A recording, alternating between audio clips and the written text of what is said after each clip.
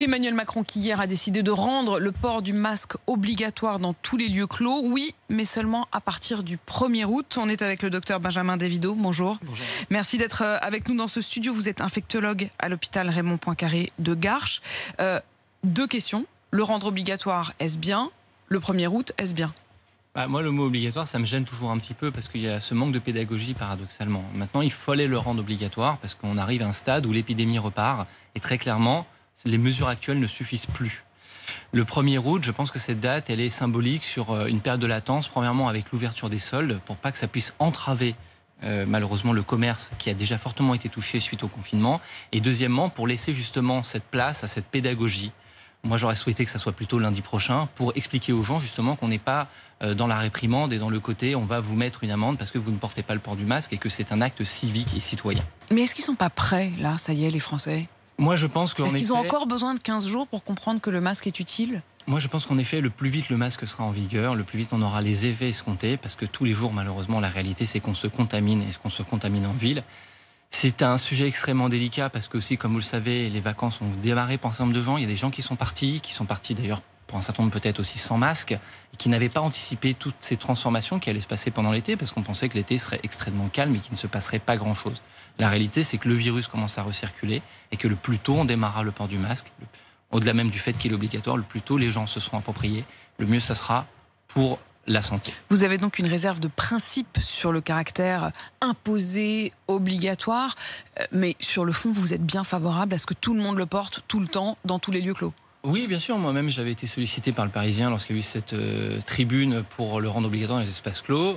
Depuis le début, plusieurs fois, j'avais été interrogé sur le port du masque et j'ai dit que lorsqu'on se retrouvait dans des commerces et qu'on rencontrait des gens qu'on ne connaissait pas, c'est-à-dire d'un troisième cercle, qu'on se mettait en situation de danger parce qu'il était très difficile de remonter la trace de la transmission du virus. Donc, dans ce sens, ça va dans le bon sens.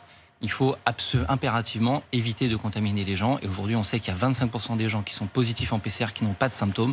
Et donc, c'est extrêmement compliqué de faire une politique du masque à géométrie variable. Aujourd'hui, il faut une politique de rigueur et un discours uniciste. On avait tout à l'heure l'un de nos auditeurs, Robert, qui revenait d'un week-end en Allemagne. Et il disait là-bas, quand on rentre dans un restaurant, ils vous prennent le numéro de téléphone, le nom, ils vérifient à quelle table vous étiez assis, pour que le cas échéant, s'il y a eu une personne contaminée, on puisse retrouver votre trace, vous prévenir.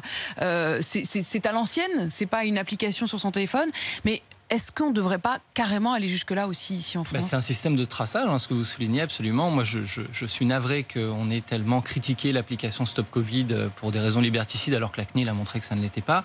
Aujourd'hui, je pense qu'il faut tenter le tout pour éviter de se retrouver à confiner, parce qu'on en est là quand même. Le port du masque obligatoire, c'est ni plus ni moins une mesure pour casser ce R0, parce que je le répète pour les téléspectateurs, les auditeurs, le R0, c'est donc ce taux de contagion, reproduction, le taux de contagiosité, la capacité d'un individu de contaminer une autre personne. Donc on a dépassé 1, donc une personne contamine plus d'une personne aujourd'hui. Et on n'a pas 36 solutions, c'est une maladie à transmission respiratoire. Et encore une fois, on sait que les gens se contaminent au sein de leur domicile aussi, parce que quand vous êtes chez vous, vous ne mettez pas de masque. Et donc comme 25% des gens n'ont pas de symptômes et sont positifs, vous avez des transmissions silencieuses, insidieuses, ce qui rend extrêmement compliqué le suivi de cette maladie. C'est pour ça que les applications, tous les outils qu'on a, les outils connectés, sont des bonnes solutions. Le traçage, il peut être aussi manuel, mais on voit bien que ce traçage manuel, vous ne pouvez pas le faire lorsque vous allez faire vos courses, typiquement. Vous pouvez le faire lorsque vous allez prendre un avion, par exemple, que vous revenez d'une destination. En Europe, il y a certains pays justement qui le font.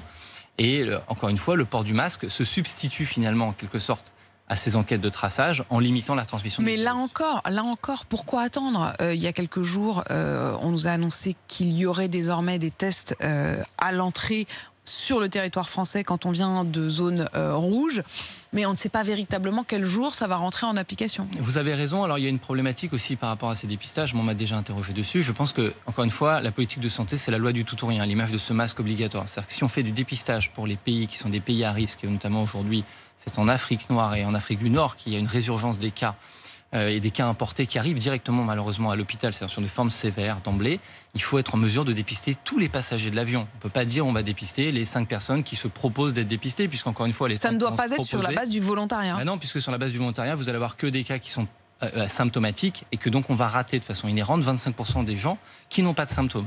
Et donc soit on fait, et soit on en fait tout le monde, soit ça ne sert à rien.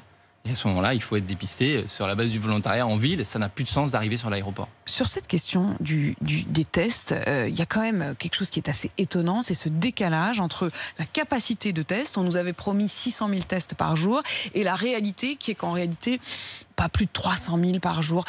Comment ça se fait et quels conseils vous pouvez donner à ceux qui nous écoutent? C'est ce que vous illustrez, c'est toute la problématique de cette maladie qui donne des cas asymptomatiques. Et on est vraiment dans cette configuration. C'est comment faire pour promouvoir le dépistage de quelqu'un qui n'a pas de symptômes. Ça se trouve actuellement, vous et moi, nous sommes porteurs, on ne le sait pas, et on transmet de façon silencieuse.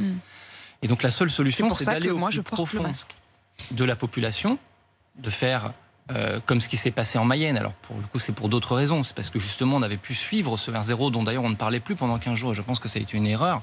C'est important. Ce qui serait bien aujourd'hui, je pense, c'est d'avoir des cartographies de façon hebdomadaire du taux de transmission, pour que les gens sachent précisément dans leur région comment le virus se transmet. Aujourd'hui, malheureusement, ce qu'on voit, c'est que justement, les zones qui sont le plus touchées, qui mériteraient d'être le plus massivement dépistées, sont les côtes atlantiques et les côtes de la Méditerranée, là où les gens sont partis en vacances. Et honnêtement, faire du dépistage sur les côtes de ces vacances avec un coton-tige dans le nez, c'est extrêmement difficile, c'est contraignant. Donc il faut faire de la pédagogie, malheureusement, et il faut aller directement faire ce qu'on appelle des dépistages hors les murs, c'est-à-dire aller proposer localement des dépistages au sein de la population. Et quand on interroge les gens, on voit bien qu'ils sont plutôt contents parce qu'ils savent qu'ils protègent les gens à qui ils tiennent lorsqu'ils bénéficient de ce test et qu'ils sont négatifs. Benjamin Davido, en votre fort intérieur, in petto, comme dirait le président hier, vous imaginez que l'automne sera difficile? Est-ce que vous imaginez effectivement une seconde vague quasi impossible à restreindre? Alors moi je me méfie toujours de ce terme deuxième vague, parce que deuxième vague, par définition, c'est ce qu'on a connu lors de la première vague, c'est-à-dire une saturation des lits de réanimation avec une impossibilité de dépister et un manque de masques. Aujourd'hui, on n'est plus dans la même configuration. Je ne sais pas ce qui se passera demain, j'ai pas de boule de cristal, mais ce qui est sûr, c'est qu'on va avoir des résurgences de cas, ce qu'on appelle des foyers, des bouffées épidémiques, et qu'aujourd'hui, c'est à l'image de ces plus de 330 foyers de clusters qui sont dépistés. La réalité, c'est que la problématique cet automne, vous avez raison de le souligner, elle est particulière, puisqu'on va se retrouver avec d'autres virus qui vont circuler, et que les gens vont avoir la goutte au nez, des symptômes de rhume, éternuer, être pas très bien, sensation de syndrome grippaux, et qu'il faudra être en capacité, là pour le coup, d'utiliser ces tests de façon massive, sans entraîner une certaine lassitude de la part des gens, qui finalement les premiers vont être dépistés. C'est votre crainte de l'obligation, de la contrainte? Mais... Non, c'est même pas ça. C'est plutôt que on sait très bien qu'il y aura d'autres virus qui vont circuler, et qu'on ne tombe pas dans le travers de dire finalement le coronavirus n'est plus là, c'est le rhume et c'est terminé. Alors qu'en fin de compte, il va y avoir un chassé-croisé de ces maladies et que ça va être extrêmement compliqué de faire la part des choses. Et ça peut créer justement aussi une saturation du système de soins dans la demande de dépistage, dans la demande de consultation des médecins en ville, parce que les médecins en ville participent à la Covid, et aussi aux urgences. Bref, on l'a bien compris, vous êtes favorable à ce port du masque et au test du plus grand nombre. Merci beaucoup Benjamin Davido d'être venu. Vous êtes infectiologue à l'hôpital Raymond Poincaré de Garches. Merci d'être venu sur RMC.